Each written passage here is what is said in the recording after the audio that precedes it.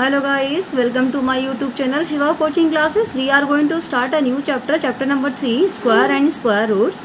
बच्चों आज मैं आपको स्क्वायर और स्क्वायर रूट्स पढ़ाऊंगी. स्क्वायर रूट्स में क्या होता है कि स्क्वायर में जैसे आपका एक नंबर है 1, तो 1 को अगर आपको 1 का स्क्वायर करेंगे तो 1 इंटू 1 इक्वल टू 1, तो 2 इंटू 2 इंटू 2 बार इसको मल्टीप्लाई करेंगे और आपका क्या जाएगा 4 आ जाएगा.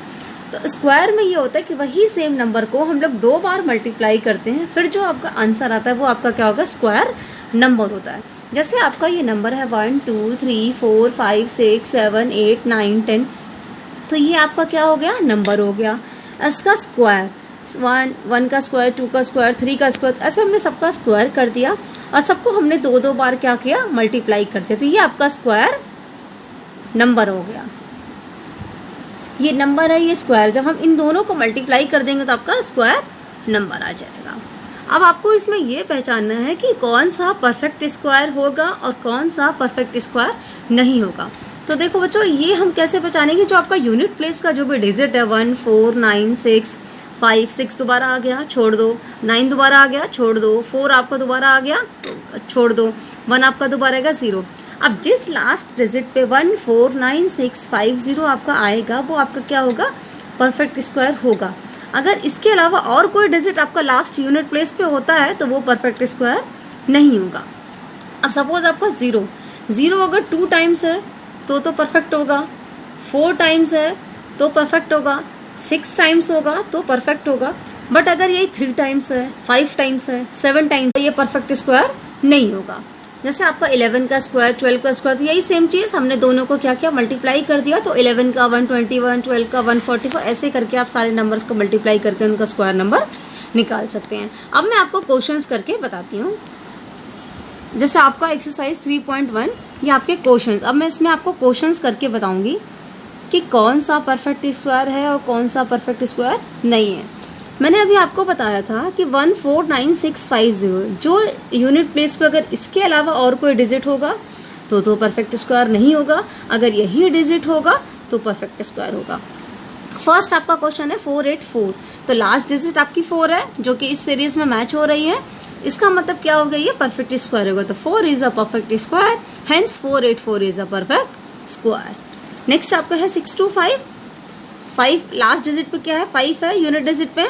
अब 5 आपका इस सीरीज में मैच हो रहा है, तो बस ये आपका क्या होगा 5 is a perfect square, hence 6 2 5 is a perfect square. फिर आप देखिए 5 7 6 यूनिट प्लेस पे आपका क्या है 6 है, 6 देख रहे हैं आपका इस सीरीज में मैच हो रहा है, इसका मतलब कि आपका परफेक्ट स्क्वायर होगा. तो last digit is 6 is a perfect square, hence 5 7 6 is a perfect square.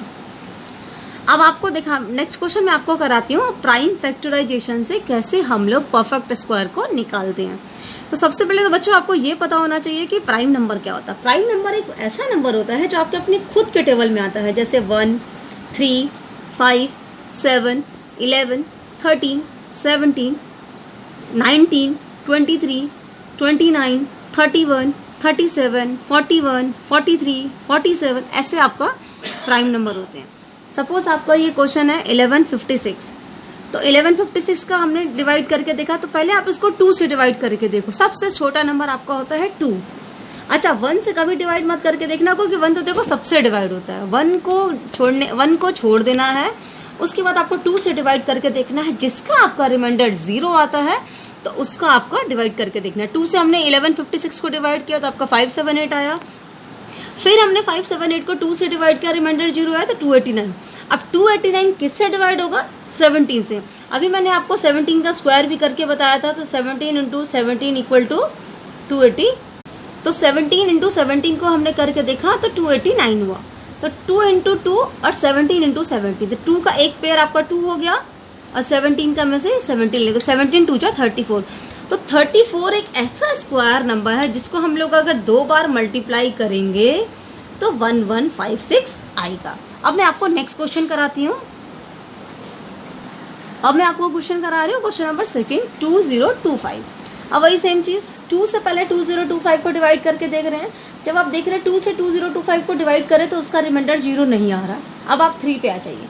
3 से हमने डिवाइड किया तो डिवाइड हो गया 675 आ गया. फिर हमने 675 को 3 से डिवाइड किया तो 225 आ गया. फिर हमने 2 to 5 को 3 से डिवाइड किया, 7 5 आ गया। फिर हमने 7 5 को 3 से डिवाइड किया, 2 5 आ गया। लेकिन अब 25 3 से तो हमारा डिवाइड होगा नहीं। फिर आप आ जाएंगे 5 पे, 5 से ये पूरा डिवाइड हो रहा है। तो आप देख रहे हैं 3 इंटू 3 इंटू 3 इंटू 3 5 इंटू 5, ये 3 का एक पेयर बन गया, ये 3 का एक पेयर बन गया, ये 5 का एक पेयर बन गया। तो दोनों में से हमें एक एक, तीनों में से एक एक नंबर ले लेना है। तो 3 का पेयर में से हमने 3 ले लिया, 3 का 3 पेयर में से हमने 3 ले लिया, और 5 का पेयर में से हमने 5 ले लिया। तो 3 3 जा 9, 9 5 जा 45। इसका मतलब कि अगर हम 45 इंटू 45 करेंगे तो आपका 2025 आएगा। ये आपका क्या हो गया आंसर।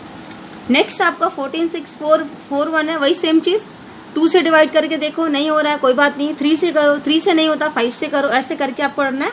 तो ये सीधा 11 से हो रहा है। 11 से डिवाइड करें तो आप देखें 11 को अगर हम 4 टाइम्स मल्टीप्लाई करेंगे तो हमारा 1464 आएगा। तो 11 को हमने 4 टाइम्स यहाँ पे लिख लिया। तो दोनों में से एक एक का 11 ले लिया, दोनों का पेयर बन रहा है। तो इसमें से 11 एक 11 यहाँ पे ले लिया, एक 11 यहाँ पे ले, 11 इंटू 11 121। नेक्स्ट आपका है 4761। वही सेम चीज़ आपने 3 से डिवाइड करके यहाँ पे देख रहे हैं 3 से हो रहा है, फिर 23 से हो रहा है। तो यहाँ पे हमने ले लिया 3 इंटू 3 23 इंटू 23। तो 3 का एक पेयर में से 3 ले लिया, 23 का एक पेयर में से 23 ले लिया। तो 23 इंटू 3 69। ये आपका क्या हो गया आंसर। अब बेटा मैं आपको नेक्स्ट क्लास में आपको और क्वेश्चंस बताऊंगी। Thanks for watching my channel. Thanks a lot.